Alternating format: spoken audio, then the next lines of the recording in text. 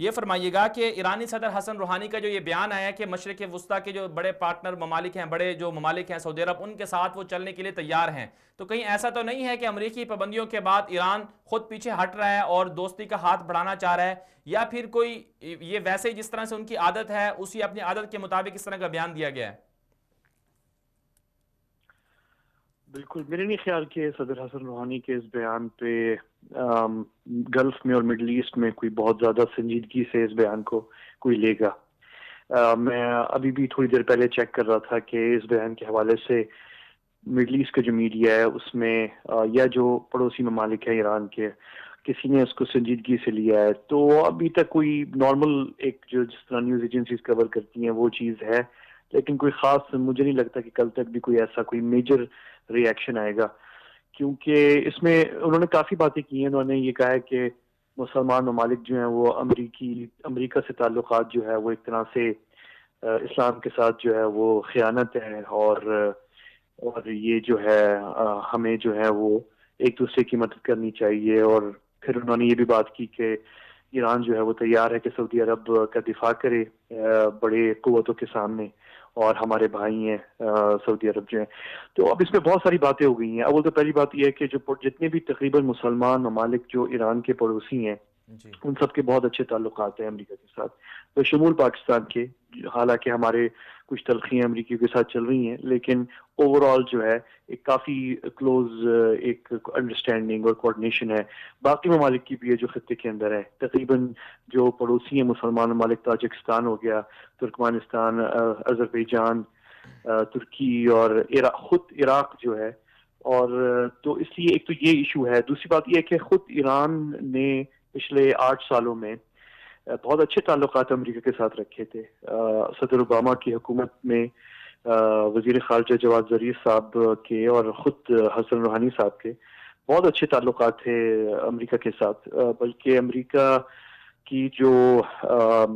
عراق میں اور افغانستان میں ایران نے اس دوران بڑی مدد بھی کی تھی آن دا گراؤنڈ ملٹری اور انٹیلیجنس لیولز کے اوپر امریکہ کی. اور بلکہ مجھے آج تک یاد ہے کہ ایک امریکی اخبار کے اندر ایک یہ لائن میں نے پڑھی تھی، میرے خیال میں نیو یارک ٹائمز تھا یا واشنگٹن پوسٹ، اور اس میں یہ لائن لکھی ہوئی تھی کہ ایک ایسا وقت آ گیا تھا جب ایران نیوکلیئر ڈیل نیگوشیٹ ہو رہی تھی کہ کوئی بھی مشرق وسطی میں وزیر خارجہ ایسا نہ تھا جس کے اتنے قریبی ہفتے میں اتنی کالز ہوتی ہوں امریکی وزیر خارجہ کے ساتھ جتنی ایران کے وزیر خارجہ کی. نہ سعودیہ کی، نہ پاکستان کی، نہ مصر کی، نہ ترکی کی، نہ کسی اور ملک کی، نہ اسرائیل کی حتیٰ. تو یہ ایک تو یہ طرف چیز ہے. دوسری آپ نے وہ جو سعودی عرب کے دفاع کے حوالے سے بات ہے، سعودی میرے خیال میں اس کو سیریسلی یقیناً نہیں لیں گے، کیونکہ 1979 کے بعد سے پہلی توپیں جو یہ اسلامی انقلاب کے بعد تہران میں جو توپوں کا رخ کیا گیا تھا، سب سے پہلا جو چند ممالک تھے ان میں سر فہرست جو ہے وہ سعودی عرب تھی. اور اس کا جو ہے کچھ مذہبی عنصر بھی ہے اس میں، کیونکہ وہ مکہ اور مدینہ کے حوالے سے کہ وہ ان کے عربوں کے پاس نہیں ہونے چاہیے، اور جو نئی اسلامی حکومت آئی ہے تہران میں اس پہ ان کے بیان بھی دے چکے ہیں نا ان کے جو بڑے عہدیدار ہیں، جو خامنئی ابھی ہیں وہ بھی، اور خود ان کے سابق جو عہدیدار ہیں وہ بھی بیان دے چکے ہیں کہ ہم ان کو سعودی عرب کے جو شاہی خاندان ہے اس سے آزاد کروائیں گے، یہ ہمارے پاس ہونے چاہیے. اس طرح کے بیانات بھی تو سامنے آ چکے ہیں. پھر اور حرمین شریفین میں بالکل مختلف تہواروں پر بھی بہت واضح.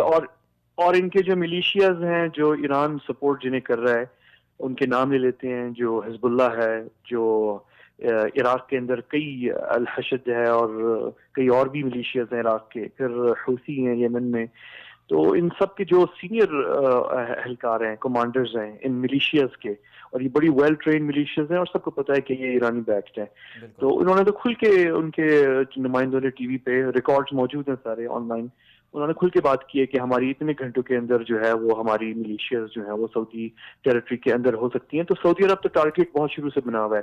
سعودی عرب میرے خیال میں 1-2 مسلمان ممالک میں سے جن کی ایمبیسیاں جلائی گئی تھی ایران کے اندر یا حملہ کیا گیا تھا ایمبیسی کے اوپر، وہ سعودی عرب ہے. اور ابھی بھی جو ہے وہ سعودی عرب کو گھیرنے کی کوشش جو ہے وہ ایک ایرانی پالیسی ہے، خارجہ پالیسی کا حصہ ہے اور ان کی دفاعی پالیسی کا بھی حصہ ہے. تو جو ہے یہ چیزیں ساری ہمیں نظر آ رہی ہیں. تو میرے خیال میں سعودی تو نہیں لیں گے اس کو سیریسلی، کیونکہ سعودی عرب نے جو ہے جب ہاتھ بڑھایا تھا تو صدر خاتمی یعنی صدر ٹرمپ کے کا جو گرم جوشی سے استقبال کیا گیا تھا، اس سے بڑھ کر استقبال جو ہے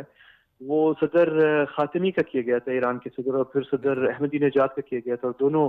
ریاض آئے تھے اور بالکل بڑا زبردست ان کے ساتھ سعودی اچھا جو احمد بادشاہ ہیں صاحب، انہوں بالکل نے شاہ. احمد صاحب آپ نے بالکل ٹھیک کہا کہ سعودی عرب شاید سنجیدگی سے نہ لیں، لیکن پھر یہ ایرانی ایک صدر ہیں اور وہاں کے ذمہ دار ہیں، اور پھر کیا اپنی عوام کو ایک قسم کا دھوکہ دے رہے ہیں؟ کیونکہ وہ کہہ رہے ہیں کہ امریکی پابندیوں کے خلاف ہم نہیں، یا پھر امریکی پابندیوں کو کم کرنے کے لیے، عوام کو ذرا حوصلہ دلانے کے لیے. یہ تو پھر ایک تضاد ہو گیا نا. تو کیا آپ سمجھتے ہیں کہ نظام حکومت جو ایران کی ہے تو اس میں یہ چیزیں چلتی رہتی ہیں؟ انہوں نے ایک اور بات کی، انہوں نے کہا کہ اسرائیل، اور یہ تیسری بات جو کی ابھی انہوں نے، اسی ایک ہی ان کا کوئی خطاب تھا کسی کانفرنس سے تہران میں، یہ دو ساری باتیں جو ہیں وہیں پہ کی گئی ہیں. ایک اور انہوں نے بات اسرائیل کے حوالے سے کی اور بڑی سخت زبان استعمال کی اسرائیل کے خلاف. جی اور میں آپ کو ایک صحافی ہونے کے ناطے بتاؤں، یہ مطلب یہ ہم نے اپنے کولیگز ہیں جو رشین میڈیا کے ہیں اور عرب میڈیا کے، جو ماسکو کے اندر موجود ہیں، وہ خود بتا رہے ہیں کہ ماسکو کے اندر پچھلے چند ہفتوں کے اندر جی اسرائیل اور ایران سے نمائندوں کے درمیان باقاعدہ مذاکرات ہوئے ہیں. بالکل اور ایران نے جو ہے وہ کمیونیکیٹ کیا اسرائیل کے ساتھ، اور اس کا مقصد بیسیکلی تھا کہ شام کے اندر جو اسرائیلی حملے ہو رہے تھے ایرانی ٹارگٹس کے اوپر وہ ختم ہو، اور یہ کہ ایران جو ہے وہ شام میں اپنے مفادات دیکھے گا، اسرائیل کے خلاف کام نہیں کرے گا. اور اس طرح کی باتیں طے ہو رہی تھیں. بالکل کتنی طے ہوئی ہیں نہیں ہوئی یہ مجھے اس کا علم نہیں ہے، لیکن یہ تو رشین میڈیا نے خود کنفرم کیا تھا اور رشین صحافیوں نے کہ ماسکو کے بالکل اندر جو ہے اسرائیل سے اور تہران سے نمائندے آئے تھے اور رشیا نے بروکر کروایا تھا. ایک اور اطلاع یہ بھی ہے کہ ایرانی حکومت نے شام کے حوالے سے انڈیا کا بھی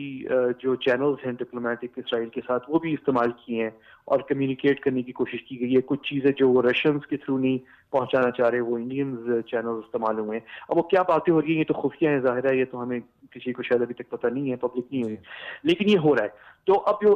ایرانی حکومت یہ بیانات کیوں دے رہی ہے؟ obviously یہ پریشر یعنی واضح ہو رہا ہے. اس وقت جو سینکشنز ہیں میرے خیال میں 35 سال کے اندر اتنے سخت سینکشنز جو ہیں ایران کے اوپر شاید نہیں آئے، اور یہ بڑے غلط ٹائم پہ آئے ہیں، کیونکہ پہلے بالکل جو سینکشنز آئے تھے اس میں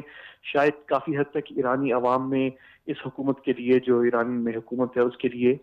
کافی حد تک سپورٹ تھی. ایران عراق جنگ کے اندر جو ہے لوگ اکٹھے ہو گئے تھے اپنے بالکل ملک کا دفاع کرنے کے لیے، اختلافات بھول گئے تھے. اور مخالفین، اور اب ہم نے دیکھا اوباما دور کے اندر جب ایران نیوکلیر ڈیل ہوئی تو جو مخالفین تھے موجودہ ایرانی حکومت کے، جو مغرب میں موجود ہیں اپوزیشن گروپس، جی ان کا اور ایرانی حکومت کا ایک طرح سے مصالحہ ہو گیا تھا اور ایک ریکانسیلیشن ہو گئی تھی. لیکن اب وہ چیز پھر سے واپس جاری ہے اور اس دفعہ اکنامک کنڈیشنز بہت خراب ہیں. تو بالکل اس لیے پریشر جو اس وقت ہے ایرانی حکومت پہ، وہ بہت مشکل ہے ایرانی حکومت پہ کہ وہ اس پریشر سے نکل سکے بغیر میجر کنسیشنز دیے ہوئے بالکل امریکہ کو.